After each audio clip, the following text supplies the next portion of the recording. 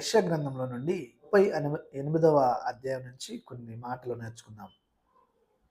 యెషయా గ్రంథము 38వ అధ్యాయము 1వ వచనం. అందులో హిజ్కియాకు మరణకరమైన రోగము కలుగగా, నాలో హిజ్కియాకి మరణకరమైన రోగం వచ్చిందంట. కుమారుడైన యెషయా అతని వద్దకు వచ్చి, నీవు మరణమవుచున్నావు, బ్రతుకువు గనుక నీవు నీ ఇల్లు చక్కబెట్టుకోమని చెప్పగా, తన ముఖమును గోడ తట్టు త్రిప్పుకొని, యెహోవా, యథార్థ హృదయుడినై సత్యముతో నీ సన్నిధిని నేను ఎట్లు నడుచుకుంటునో, నీకి అనుకూలముగా సమస్తమును నేను ఎట్లు జరిగించుతునో కృపతో జ్ఞాపకం చేసుకోమని హిజ్కియా కన్నీళ్లు విడుచుచు యెహోవాను ప్రార్థింపగా, యెహోవా వాక్కు యెషయాకు ప్రత్యక్షమై ఇలాగ సెలవిచ్చును, నీవు తిరిగి హిజ్కియా వద్దకు పోయి అతనితో ఇట్లనుము, నీ పితరుడైన దావీదునకు దేవుడైన యెహోవా నీకు సెలవిచ్చినదేమనగా, నీవు కన్నీళ్లు విడిచి చూచితిని, నీ ప్రార్థనని నాకు అంగీకరించున్నాను. ఇంకా 15 సంవత్సరముల ఆయుష్ను నీకు ఇచ్చదను, మరియు ఈ పట్టణమును నేను కాపాడుచు నిన్నును ఈ పట్టణమును అష్షూరు రాజు చేతిలో పడకుండా విడిపించదను. మరణం వచ్చిందంట, చేశారు, కన్నీళ్లు విడిచాడంట, ప్రార్థన చేశాడంట. ఏంటి ప్రార్థన?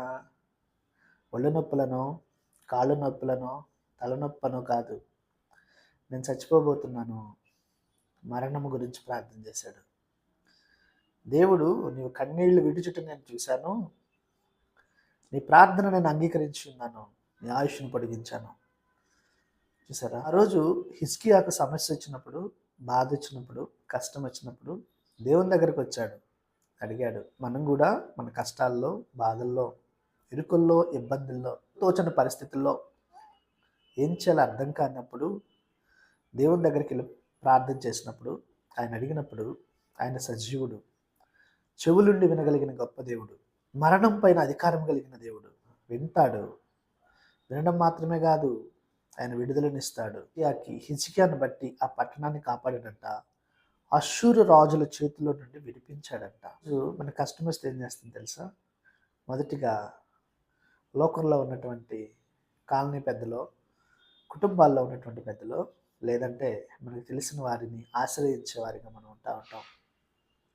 కానీ ఏ సమస్య వచ్చినా ప్రతి ఒక్కరికి వస్తుంది. బతుకు బాటలో ప్రతికూల సమస్యల్లో మనిషి ముందుకు వెళ్తున్నప్పుడు అనేక సమస్యలు, అనేక నిట్టూర్పులు, అనేక నిందలు, తిరస్కారాలు, తలవంపులు. కానీ వచ్చినప్పుడు దేవుణ్ణి ఆశ్రయించాలి, దేవుని దగ్గర నువ్వు ఆర్జించాలి, మొరపెట్టాలి, బ్రతిమలాడాలి.